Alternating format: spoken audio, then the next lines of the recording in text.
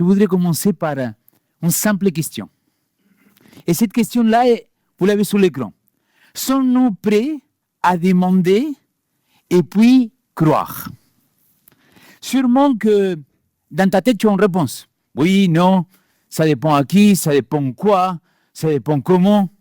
J'imagine que si tu es comme moi, un être normal, merveilleux, prince de Dieu, bah, tu te poses des questions. Parfois, tu demandes et tu te dis, est-ce que c'est vraiment ça ou c'est pas ça du tout? Et la question, elle arrive et c'est là qu'il faut faire travailler un petit peu l'esprit. Et aujourd'hui, je voudrais vous parler de, justement, comment il fonctionne le monde dans lequel nous vivons. Et tu te dis, quel est le lien? Bah, il faut m'attendre un petit peu. Je crois que nous vivons dans un monde de plus en plus polarisé. Soit tu es pour, soit tu es contre, tout est binaire. Si vous avez eu la ref, bravo, sinon c'est pas grave. Mais ça veut dire que dans le monde aujourd'hui, soit tu te retrouves dans un extrême de droite pour vous, soit tu te retrouves dans un extrême de gauche. C'est-à-dire qu'il n'y a pas de point milieu, il n'y a pas d'équilibre. On est toujours soit complètement d'un côté de la balance, soit on est de l'autre côté de la balance. Et ça s'applique dans la politique. Je ne sais pas si vous le voyez comme moi, mais soit tu es pour Trump, soit tu es contre Trump. Soit tu es pour Léo Messi, soit tu es pour Ronaldo. Je ne comprends pas ça, mais bon, c'est la vie, quoi. Il y a des gens qui sont là. La vérité, c'est que le monde, il est de plus en plus polarisé. Et ça s'applique dans nos sociétés, ça s'applique ici en Europe et dans chaque partie de ce monde. À niveau politique, à niveau social.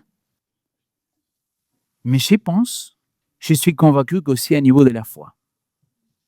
Permettez-moi de m'expliquer pourquoi je pense que les gens, parfois, ils se polarisent dans la foi.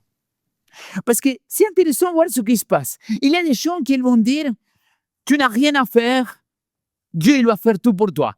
Tu vas tout simplement attendre à que ça passe. Je suis désolé, mais pour moi, ça c'est faux. Mais par contre, il y a de l'autre côté des gens qui vont dire, tu n'as pas besoin de Dieu. Par contre, si toi, tu ne te bouges pas, tu ne vas pas y arriver. Et donc, il n'y a pas de point au milieu aujourd'hui. Soit tu es pour, soit tu es contre. Regardez ce qui se passe avec la louange.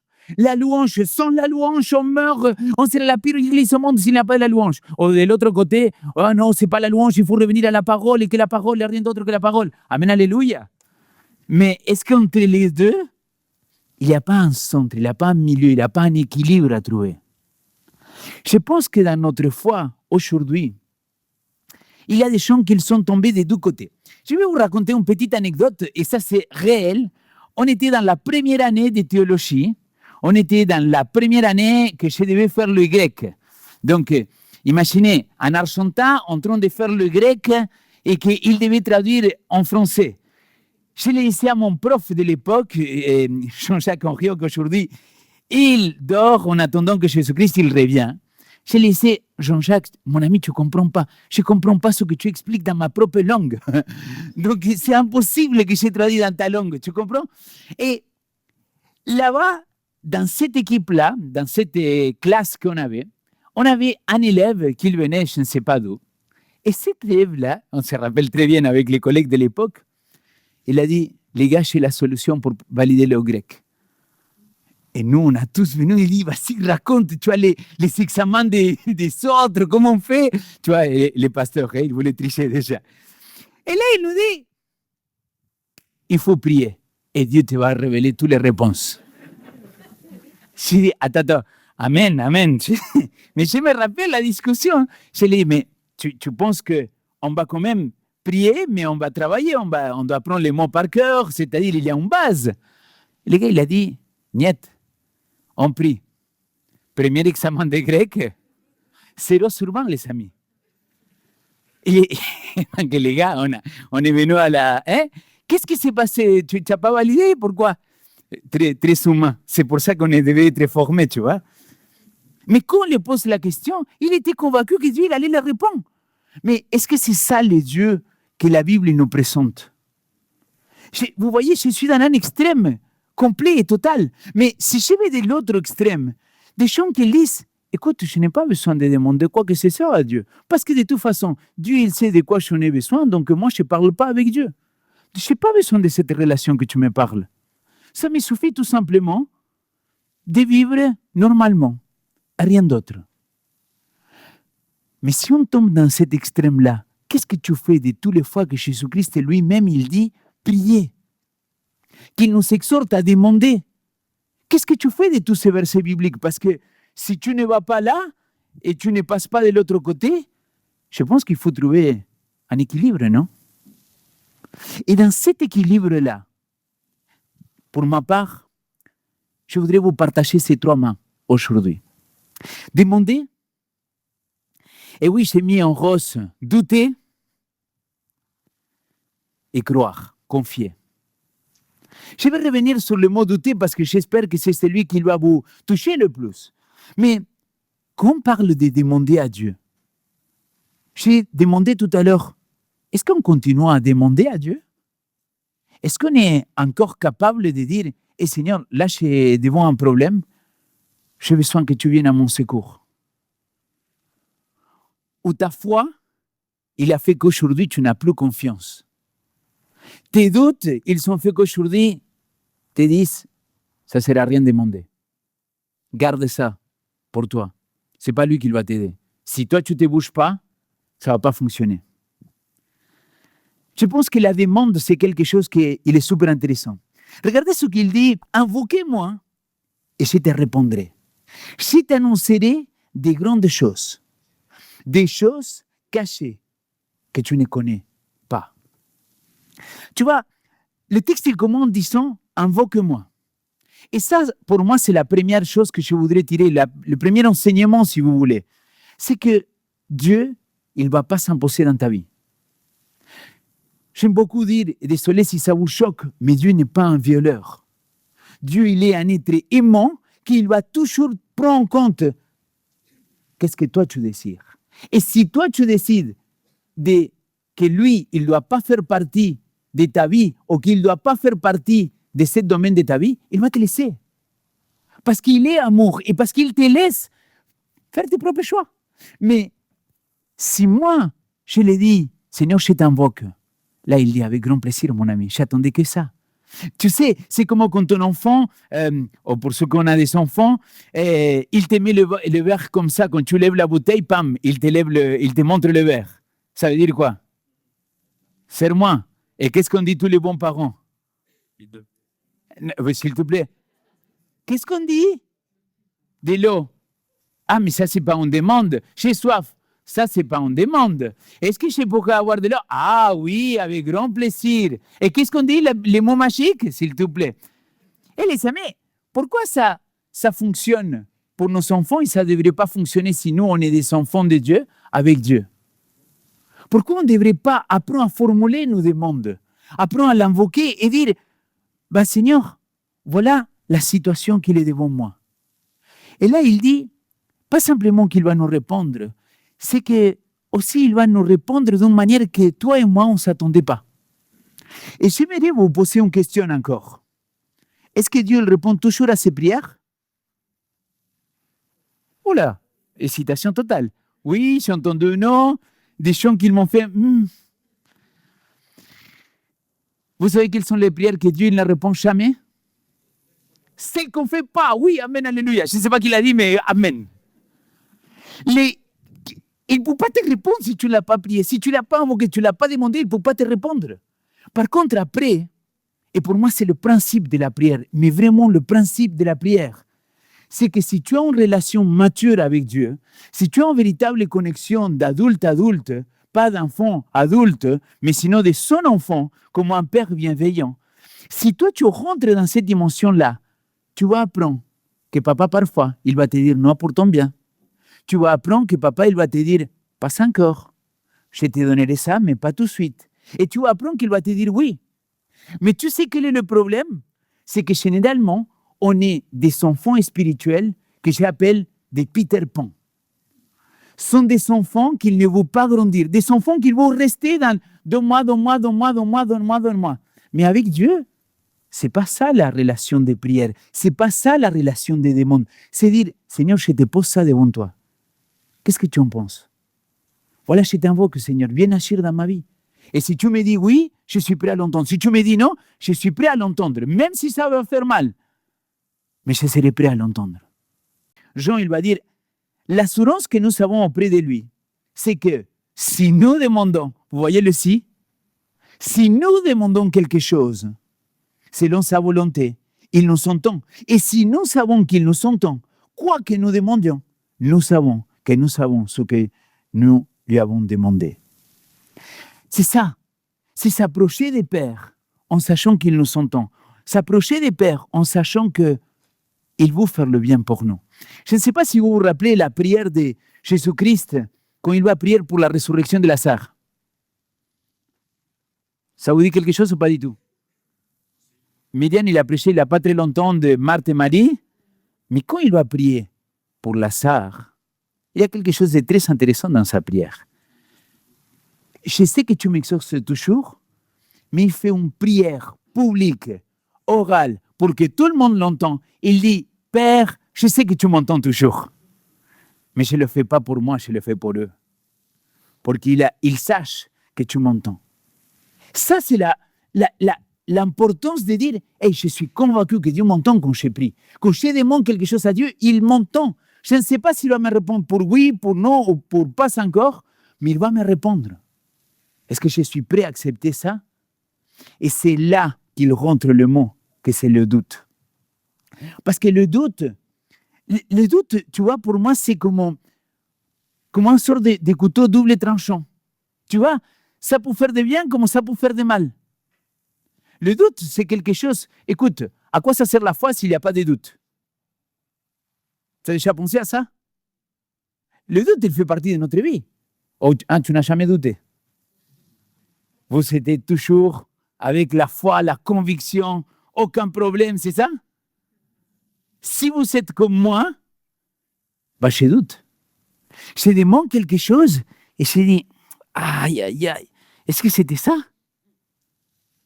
Et quand le doute arrive, là, il faut savoir qu'est-ce que j'ai fait.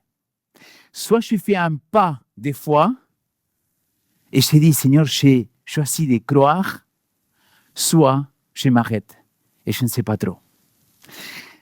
Il y a un homme qui se trouve dans l'évangile de Marc. C'est une de mes histoires préférées. Cet homme-là, c'est un père qui a un enfant qui est possédé, qui est démoniaque. Et donc Jésus-Christ, c'est le chapitre 8, le chapitre 9, Jésus-Christ, il vient d'être dans la transfiguration, ses disciples, ils voient qu'il va se convertir en Dieu, tu vois, ils voient la divinité de Jésus-Christ, et quand Jésus-Christ, il descend, il voit que tous ses disciples, ils n'ont pas réussi à guérir l'enfant, à le délivrer. Et donc, tout le monde, il parlait, qu'est-ce qui s'est passé, pourquoi il n'arrive pas, c'est quoi cette histoire-là? Et donc, Jésus arrive, il dit, qu'est-ce qui se passe? De quoi vous parlez? Et là, le père, il dit, j'ai amené mon enfant et mince, il n'y croit pas. Oh, ils n'ont pas réussi à le guérir. Et donc, là, Dieu, Jésus-Christ, il va lui dire, mes générations sont foi. Jusqu'à quand je serai sur vous, auprès de vous? Et là, Jésus, il lui dit, si tu crois, ton enfant sera guéri. Et le Père, il va lui sortir une phrase. Il va lui dire, Seigneur, si tu peux faire quelque chose. Et là, Jésus, il lui dit, attends, si tu peux, bien sûr que je peux. C'est quoi ta foi là? Et c'est là qu'il lui dit, si tu crois, seras sauvé. Et là, le Père, il sort pour moi la prière que j'utilise à chaque fois comme mon roue de secours quand je doute. Il va dire, viens au secours de mon manque de foi. C'est-à-dire, regarde, imaginons que ta foi, c'est comme un sort de récipient comme ça qu'il doit être rempli. Vous voyez que c'est une illustration, hein? Donc, ce n'est pas juste ce que j'ai dit, c'est juste une illustration pour l'expliquer. Et donc, Dieu, il te dit, écoute, tu vois tout ce récipient-là, ta foi, il doit arriver jusqu'ici. Le Père, il comprend, il dit, ah mince, Ma foi, elle n'est pas encore là. Ma foi, elle est là. Eh bien, cet homme-là, il fait la prière la plus merveilleuse dans ces moments de doute. Oui, Seigneur, je crois. Viens au secours de ce qu'il me manque de foi. Amen. C'était beau là, non? Parce que c'est ton propre doute, il peut être réparé par ta prière. Et dire, oui Seigneur, je crois, viens à mon manque de foi. Viens au secours de ce qu'il me manque de foi. D'ailleurs, cette femme-là que parfois je vous parle, Ellen White, elle dit que ça c'est la prière de tout ser humain. Ça c'était l'espagnol. Tout être humain, il devrait être sa prière pour dire, quand je suis dans le doute, de dire, Seigneur, oui, je crois, viens au secours de mon manque de foi. Donc, la prochaine fois que tu doutes, au lieu de te sentir coupable, de sentir que tu es nul, que ça ne va jamais fonctionner, essaye de faire ce que je te partage là. C'est un outil de plus. Dis, oui, Seigneur, je crois. Viens au secours du manque de ma foi. Et c'est là que la prière et la confiance, ils vont amener quelque chose dans ta vie. Parce qu'à partir du moment que tu rentres dans cet état-là, tu vas pouvoir mettre ta foi en lui. Et tu vas dire, maintenant, je peux avancer, pas simplement en m'attendant comme mon collègue de dire, Dieu il va m'aider à que, par osmose, le grec il rentre dans mon esprit. Non. C'est-à-dire, je dois travailler et en même temps, je dois me consacrer à Dieu.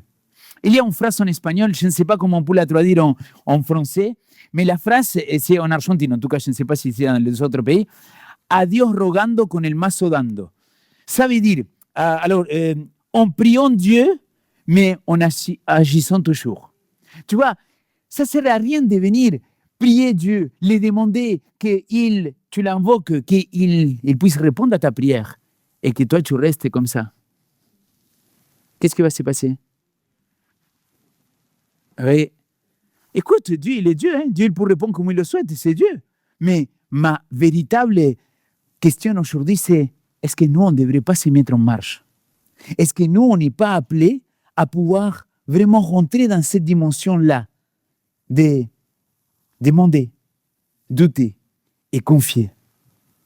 Moi, il me semble que ça passe par là.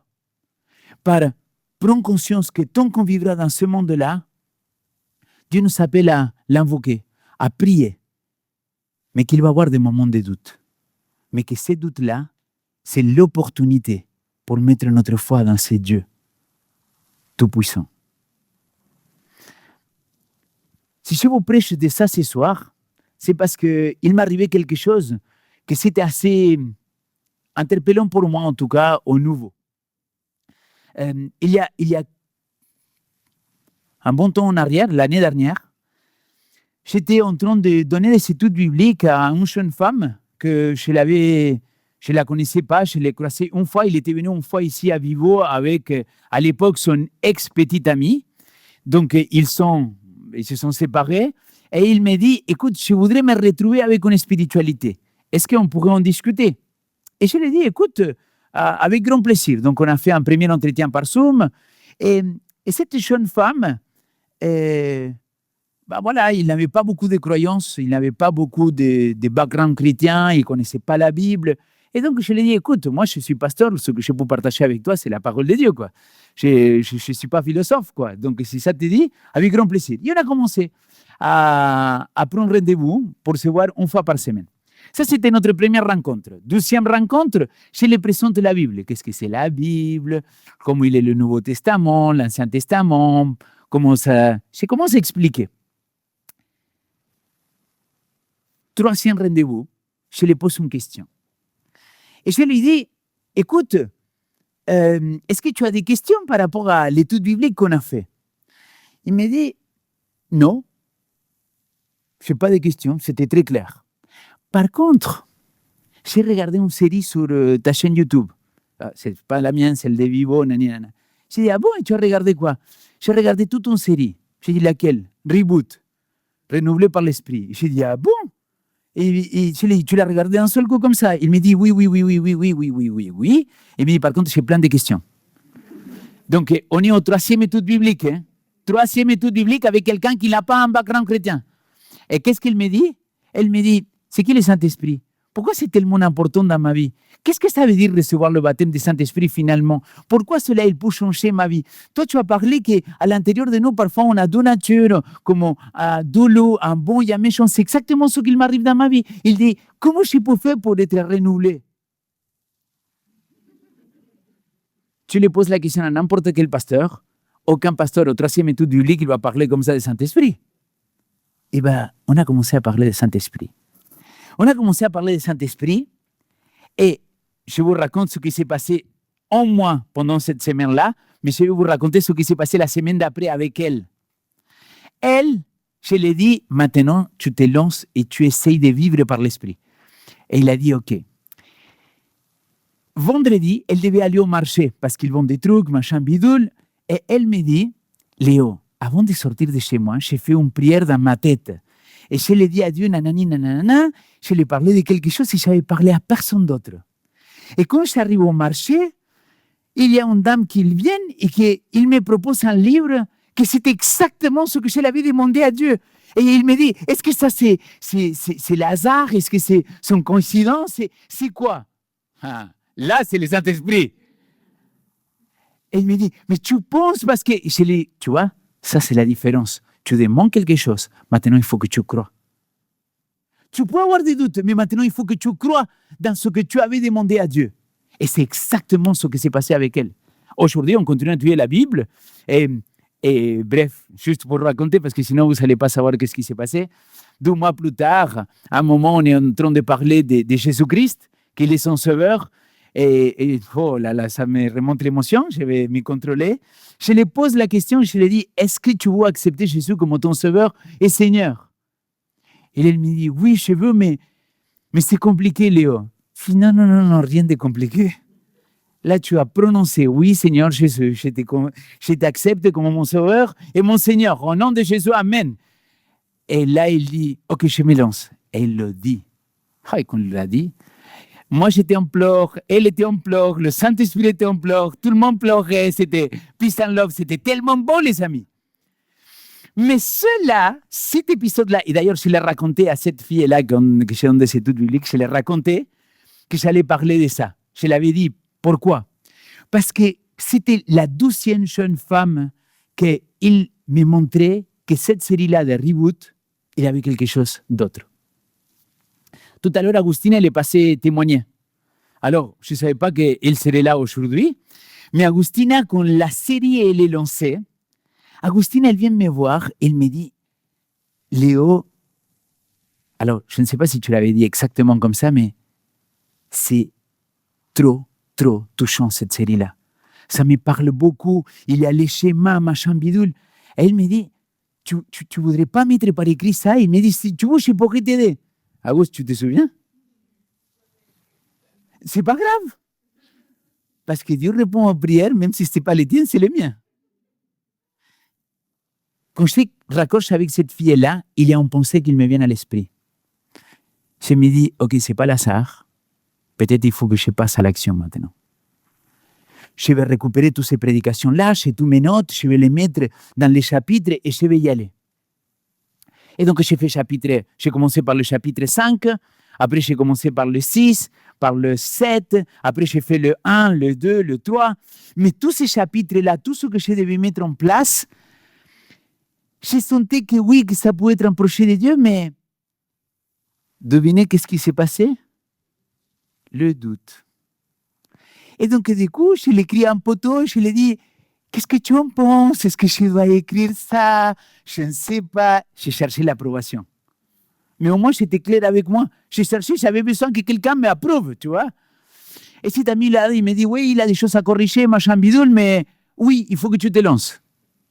Mais je n'étais pas convaincu. Et donc, ça m'a travaillé. Et surtout que tout ce temps-là, je le prenais pendant mes temps libres, tu vois. Donc, je me réveillais à 4h30, 4h du matin, 5h du matin, je me couchais à minuit, à 1h du matin. Je ne pouvais plus. Après 4, 5, 6 mois de travail comme ça, je n'arrivais plus, les amis. Je n'arrivais pas à dormir, j'étais fatigué. Et un mercredi matin du mois d'octobre de l'année dernière, j'avais déjà presque 2/3 du livre, je lui ai dit, OK, papa, on va s'arrêter là. Il faut qu'on clarifie quelque chose. 5 heures du matin, j'étais devant mon ordinateur. Avant de commencer à travailler, j'ai dit, là, il faut que je clarifie avec toi. Toi, tu n'as pas de temps à perdre et moi non plus, Seigneur. Si ça, ce n'est pas dans tes projets, il faut que tu me le dises clairement. Par contre, si c'est dans tes projets, bah, montre-le-moi. Parce que là, maintenant, et je l'ai dit, je suis rempli de doutes. Les attaques, les amis, que j'ai vécues pendant tous ces mois-ci, c'était impressionnant. Tu es un imposteur, tu ne vas jamais t'en sortir, à qui tu vas ratiner, tu entends comment tu parles, jamais de la vie, quelqu'un va te lire, écrire quelque chose en français, c'est pas possible. Tout ça, c'était ici, dans ma tête. Et tu vois, et malgré toutes mes connaissances que j'ai ici, au nom de Jésus, je suis un enfant de Dieu, le combat, il était à l'intérieur. Ça, c'était mercredi. J'ai prié, j'ai invoqué Dieu et j'ai remis entre ses mains. OK? Qu'est-ce que j'ai fait? J'ai arrêté de travailler? Non, j'ai continué à travailler. Je ne savais pas s'il allait me répondre pour oui, pour non ou pour plus tard. Samedi, il y avait une consacration des pasteurs au centre de Suisse, à côté de Lausanne, à Bussigny. Et je devais présenter un de mes collègues. Il avait 400, 500, 600 personnes, je ne sais combien de personnes il était dans la salle. Et j'étais assis, comme vous êtes assis maintenant. Et à un moment, j'ai dit, OK, bah si, je me lance, quoi. Je dois présenter un de mes collègues. Je prends mon script, j'ai présenté mon collègue. J'ai fini de le présenter. Mercredi, j'avais prié. Samedi à l'après-midi, j'étais dans la consacration des pasteurs. Je vais m'asseoir à ma place, au milieu de la salle. Je m'assois après avoir parlé, et j'entends une main qui me touche comme ça. Elle me dit, Léo, tu dois écrire un livre. Et il part. Bug. Pendant 1 minute, je dis, attends. Qu'est-ce qui s'est passé là? Seigneur, est-ce que tu es en train de me répondre? Homme de peu de foi! Vous comprenez pourquoi? Et donc là, je me tourne, je regarde mon collègue qui s'appelle Clifford, c'est un pasteur aussi, pasteur ici de l'église anglophone à Genève. Et je vais le voir, je lui dis, Cliff, viens ici, pourquoi tu m'as parlé de ça? Pourquoi tu m'as dit un truc pareil? Il m'a dit, tu sais Léo, pendant que tu parlais, j'ai pensé, et c'est comme s'il avait une pensée à l'intérieur de moi qu'il disait, Léo, il faudrait qu'il écrive un livre. Mais je dis, mais d'où il t'est venu l'idée? Je ne sais pas. Il me dit, je t'écoutais parler, je sais, il parle tellement bien. Il n'a pas dit ça. Ça, c'est Léo qui le voudrait, mais c'est pas. Lundi d'après, on avait pastoral, il m'explique, et là, je leur raconte mon témoignage. Mes amis, ce que j'ai compris pendant cette histoire-là, c'est que je peux être dans le ministère pastoral depuis 15 ans, que je peux être chrétien, que je peux avoir une foi ancrée en Dieu, mais parfois, les amis, on oublie de demander à Dieu. On oublie d'invoquer Dieu. Et en plus, quand on l'invoque, on doute, on a peur, on craint qu'est-ce qui va se passer ou pas. Mais j'aimerais te dire au nom de Jésus, si tu te retrouves dans ces moments-là, dis oui Seigneur, je crois, viens au secours de mon manque de foi. Et quand tu rentres dans cette dimension-là, de demander, de peut-être douter et de confier, je suis sûr que Dieu va se manifester dans ta vie. Amen. Merci d'avoir regardé cette vidéo jusqu'au bout. Si elle t'a inspiré ou touché, n'hésite pas à liker, à partager et surtout t'abonner pour ne rien manquer. Rejoins la famille Vivo pour des messages qui t'inspirent, t'aident à avancer chaque semaine. Dis-nous aussi en commentaire ce que tu as retenu ou aimé dans cette vidéo. Je te dis à très bientôt pour une nouvelle vidéo. Reste connecté avec notre Seigneur Jésus-Christ.